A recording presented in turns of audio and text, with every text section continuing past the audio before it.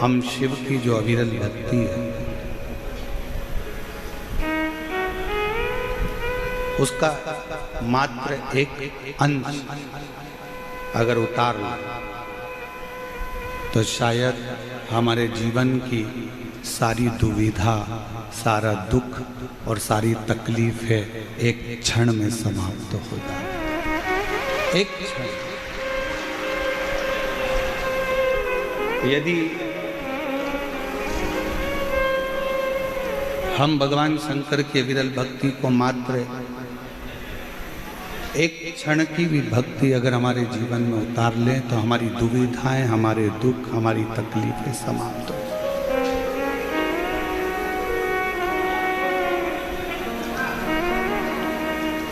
हम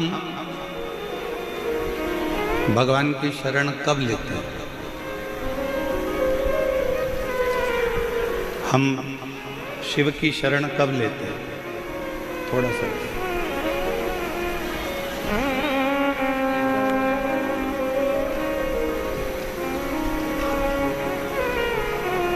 जब हमारे जीवन में बहुत सारा दुख, बहुत सारी तकलीफें, बहुत सारा कष्ट आ जाता है।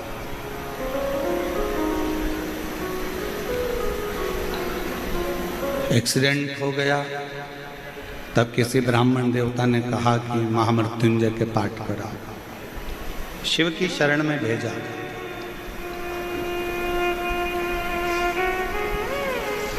कर्जा हो गया, किसी ब्राह्मण देवता ने कहा कि पीपल के नीचे जाकर दीप लगाओ।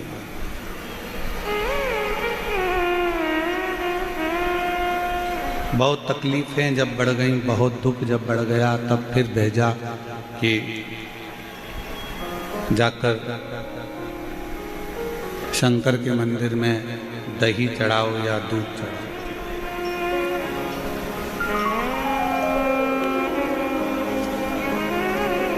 आप लोगों में से कई लोग ऐसे होंगे जिनको कोरोना नहीं हुआ होगा।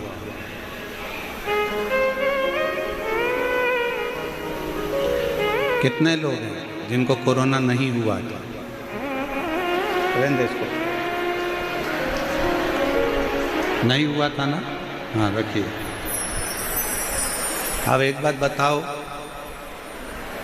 आपको कोरोना नहीं हुआ, उसके बाद भी वैक्सीन लगवाया कि नहीं लगवाया? लगवाया ना? क्यों लगवाया? कि मान लो वैक्सीन अगर लगवा लेंगे तो ये कोरोना का असर अपने ऊपर नहीं होगा।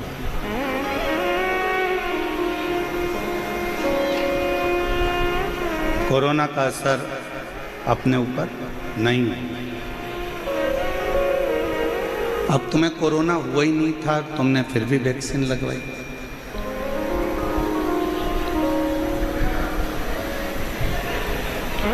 चेचक हुआ नहीं, फिर भी चेचक का टीका लगवाया। पैरालिसिस नहीं हुआ, फिर भी पोलियो की 2 बूंद दवा पी। क्यों? किस लिए? कि अगर हमने आज अगर वैक्सीन लगवा लिया तो हमको आगे चलकर कभी भी अगर कोरोना का लक्षण आता भी है तो हम बच सकते। पोलियो की 2 बूंद इसलिए पी कि कभी जिंदगी में अगर ये लक्षण आता भी है तो पोलियो की दवाई से वो ठीक हो जाए। चेचक का टीका इसलिए लगवाया कि आने वाले समय में कभी कोई तकलीफ हो तो वो बच जाए। उसी तरह कोरोना होने पर वैक्सीन लगवाना ये उत्तमता नहीं, कोरोना होने के पहले वैक्सीन लगवाना जरूरी है। उसी तरह दुख आने से पहले शिव का नाम लेना चालू कर दो तो दुख आना वाला है। कष्ट आएगा ही नहीं, तकलीफें आएगी। हमारी आदत क्या है? जब बहुत नज़दीक में कोई आता है, बहुत नज़दीक में बीमारी बढ़ जाती है, बहुत नज़दीक में तकलीफ आती है, तब हम लोग भागते हैं। और बचपन खेल में खोया, जवानी नींद भर सोया, बुढ़ापा देख कर रोया, सिराने मौत हंसती है। हमारा बचपन चले गया, जवानी चली गई, अधेड़ी चली गई, आया बुढ़ापा, तब हमको उस ईश्वर की याद आ गई।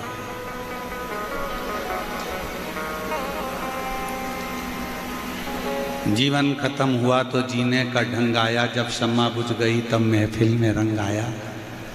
बुढ़ापा आया तब परमात्मा की याद आई, तो परमात्मा ने भी सोचा, रोटी ताजी थी जब दे देती गाय को तो गाय भी दुआ देती, रोटी जब पूरी कड़ली हो गई, पानी में गल गई, तब तूने गाय को दी, तो गाय ने भी सोचा गली सड़ी रोटी मुझको दी।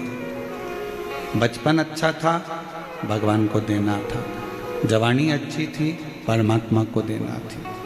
हमने कभी भी इस व्यासपीठ ने ये नहीं कहा कि तुम तुम्हारा दुकान छोड़ो, तुम तुम्हारा घर छोड़ो, तुम तुम्हारा परिवार छोड़ो।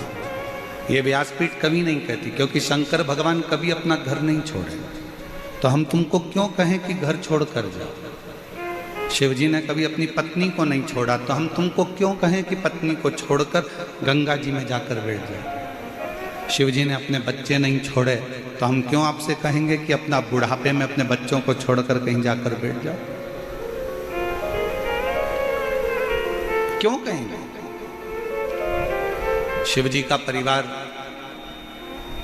ये कहता है कि अपने नजदीक में अपनी पत्नी को भी रखो, अपने नज़दीक में अपने बच्चों को भी रखो, अपने नज़दीक में अपने परिवार को भी रखो, और उन सब को रखकर भी अपनी साधना में तल्लीन रहो, अपनी भक्ति में तल्लीन रहो। इसमें भेद नहीं होना चाहिए।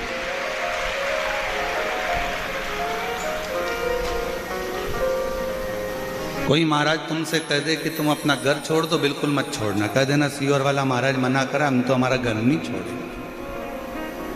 कोई कहे तुम अपना व्यापार छोड़ दो, बहुत व्यापार करो, तुम्हारे शरीर की कैपेसिटी है उससे दुगना व्यापार करो, भगवान तुमको इतनी कृपा कर दे कि तुम्हें रात दिन कमाने से फुर्सत ही ना मिले। मना नहीं। तुम्हारे शरीर की कैपेसिटी है उससे दुगना तुम व्यापार करो, मना नहीं। अच्छा कमाओ, पर तुम्हारी कमाई के साथ में एक बात का और याद रखना कि वो कमाई का कम से कम 100 रुपये में से 10 रुपये ऐसे कमाना कि वो 10 रुपये आप अपने खुद के ऊपर, हम दान की नहीं कहेंगे कि तुम अपना, कई लोग कहते हैं कि अपनी कमाई का इतना अंश बाहर निकाल कर दान करो, ये करो वो करो। हम तो नहीं कहते कि तुम अपनी कमाई का इतना अंश निकाल के दान करो, हम तो ये कहते तुम्हारी कमाई का इतना अंश निकाल के अपने खुद के ऊपर खर्च करो। के लिए नहीं बनवाई सास ने, जो भी हार बनवाया, जो भी पाटली बनवाई, ये सोच के बनवाई कि मेरी बहू के चढ़ावे में चढ़ा दूंगा। सास ने साड़ी ली तो ये सोच कर ली मैं मेरी बेटी को दे दूंगा। एक माँ ने अपना जो भी सामग्री ली वो अपनी बहू और बेटी के लिए सोच कर ली। एक पिता ने जो भी बनाया वो अपने बेटों के लिए, अपनी बहुओं के लिए, अपनी बेटी के लिए, अपने दामाद के लिए बनाया। आपने अपने लिए क्या करा? खूब कमाओ। दुनिया के महाराज आपसे कहेंगे कि अपनी कमाई का इतना अंश दान करो, परंतु हम आपसे कहते हैं कि अपनी कमाई का कम से कम एक अंश निकालो और वो अपने खुद के ऊपर खर्च करो स्वयं।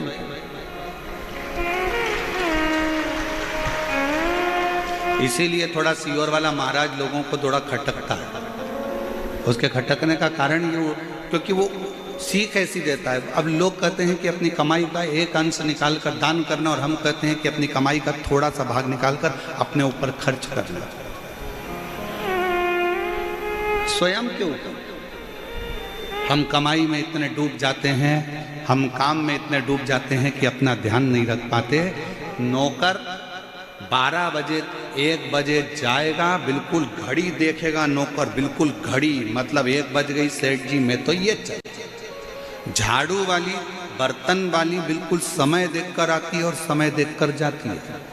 और दुनिया के तुम ऐसे नौकर हो गए कि तुमको दुकान पर टिफिन रखा है और खाने की फुर्सत नहीं है, कमाने में लगे हुए हो, एक भिखारी भी तुम्हारे दरवाजे से भीख मांगता है ना, तो तुम्हारे सामने दरवाजे पर खड़े होकर ठेले वाले से केले खरीद कर तुम्हारे सामने केला छील कर भिखारी भी खाता है, क्योंकि उसको भी मालूम है कि मुझे कमाना है तो मुझे शरीर पर ध्यान देना पड़ेगा।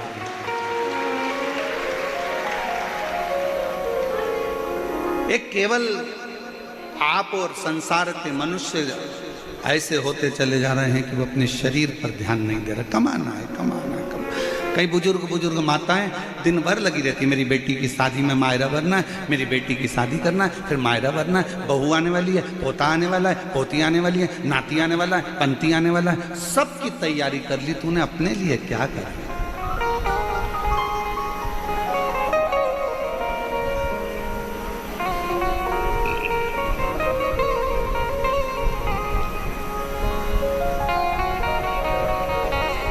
स्वयं के लिए क्या करें? शिव महापुराण की कथा सबसे पहले कहती है अपना परिवार, अपना कुटुंब, अपना घर पहले उसको देखो।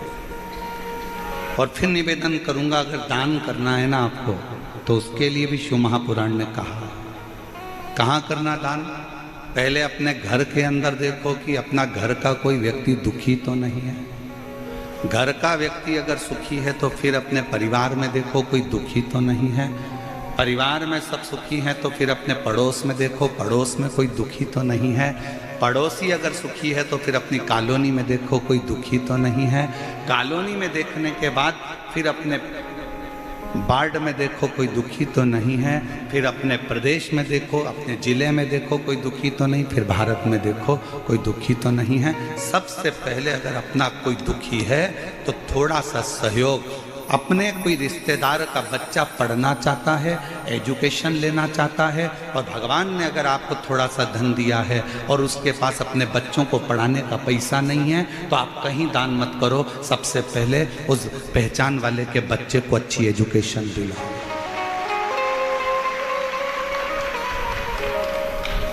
उस बच्चे को एजुकेशन दिलाइए। आप कहीं दान नहीं दे सकते। आपका कोई रिश्तेदार बहुत बीमार है, बहुत तकलीफ में है, उसके पास इंजेक्शन का, दवाई का, डॉक्टर को दिखाने का पैसा नहीं है। अपने को अगर भगवान ने दिया है तो थोड़ा सा उसकी औषधि में लगा, थोड़ा सा।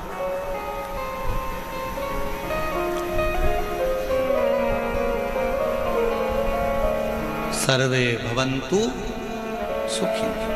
थोड़ा कहते हैं लोग कि सियोर वाला महाराज थोड़ा उल्टा चलता है। ठीक है, दुनिया गाली देती रहेगी, दुनिया अपशब्द कहती रहेगी, और अपनी एक लाइन अपन हमेशा अगर आपको बोलते हैं तो अपने ऊपर भी अमल करते हैं। क्या किसको रोइए और चादर तान के सोइए। आग लगे बस्ती में, अपन मस्ती। दुनिया कितना भी बखाड़ा करे, कोई कहे महाराज ने ऐसा बोल दिया, कोई के महाराज ने वैसा बोल दिया, कोई के ऐसा हो गया, कोई के वैसा हो गया। अपन तो ऐसे जोरदार जूड़ा मुड़ा बांध के और धागे से ऐसा ऐसा करवा करवो क्या पेंटिंग कर सोच क्या कर।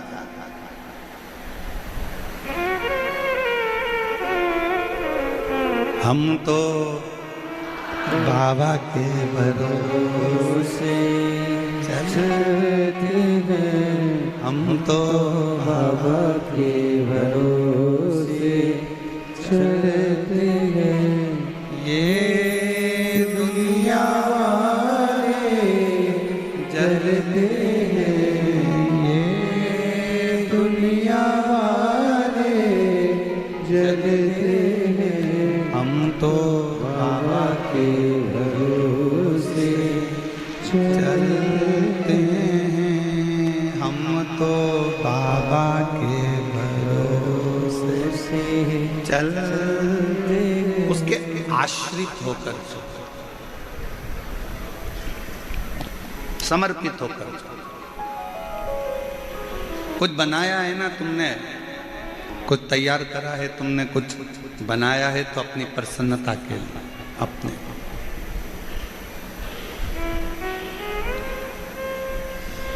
स्वयं।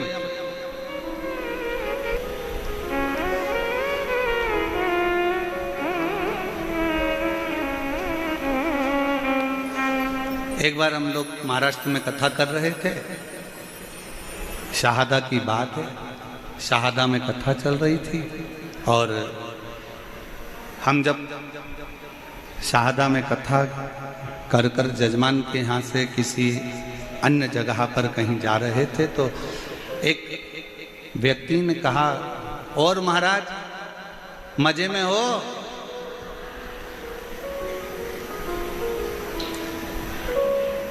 उसने आवाज लगा कर कहा, और महाराज मजे में हो? हमने कहा हाँ, हम आनंद में। हमने कहा हाँ, हम आनंद में। ये सादा की बात है। उसने आवाज लगा कर कहा, और महाराज मजे में हो? हमने कहा हाँ, हम आनंद में। उसने कहा, महाराज जी मजे में और आनंद में कोई अंतर होता है क्या? हमने कहा बहुत बड़ा अंतर होता है। जिसके पास पैसा होता है वो मजे में रहता है और जिसके पास शिव रहता है वो आनंद में रहता है। मजे में रहने के लिए धन चाहिए और आनंद में रहने के लिए शिव चाहिए। शंकर होगा तो आप रूखी रोटी में भी आनंद कर लोगे, शिव करीब में होगा तो दुख में भी सुख नजर आएगा। और अगर मजे में हो तो डंलप के गद्दे पर सोकर भी नींद चली जाएगी। मजे में हो तो रात को सोने के लिए नींद की गोली खाना पड़ेगी। मजे में हो तो रोज दवाई लेकर सोना पड़ेगा। पर आनंद में होगे तो दवाई का चक्कर नहीं, दुआ का चक्कर रहेगा, वो शिव का चक्कर। उसने कहा महाराज मजे में हो? हमने कहा आनंद में। तो अंतर क्या है दोनों में? मजे में और आनंद में जमीन और आसमान का अंतर है। जिसके पास धन है वो मजे में और जिसके पास शिव है वो आनंद। यहाँ आनंद ही तो है। जरा बाहर जाकर एक नजारा देखिएगा, रोडों के किनारे पर, रोड पर लोग खड़े हुए हैं, धूप में लोग जमीन पर बैठे हैं। जो धूप में डामर पिघल जाता है उस धूप में लोग बैठे हैं अपना दरी बिछाकर। अब इसको क्या कहोगे? मजे में कहोगे कि आनंद में कहोगे? आनंद में कहोगे, क्योंकि मजे चाहिए होते तो लोग ये धूप में बैठने नहीं आते। आनंद है उनके अंदर, इसलिए वो शिव की भक्ति में जहां मरण पड़ रहा वहां बैठे। मजे वाला व्यक्ति कभी इतनी भीड़ में नहीं आता है, वो डंलप के गद्दे पर रहता है। मजे वाला व्यक्ति एसी का रूम नहीं छोड़ता है। मजे वाला व्यक्ति अपनी 4 व्हीलर गाड़ी नहीं छोड़ता। मजे वाला व्यक्ति अपना घर और सोफा सेट छोड़कर नहीं आता। जिसके दिल में शंकर आकर बैठ जाता है, जो आनंद में डूबना चाहता है, वही इतनी गर्मी में भरचक भीड़ में पहुंचकर भी आनंद लेता। और तो भी इनके चेहरे पर सल नहीं मिलेगा। ये पेड़ के नीचे भी बैठे हैं तो इनके चेहरे पर सल नहीं है। इनको सियोर वाला महाराज तो अभी तक दिखा भी नहीं है। इनको सियोर वाला महाराज तो अभी तक दिखा भी नहीं है। ये अभी तक मिले भी नहीं है। और जहां बैठे हैं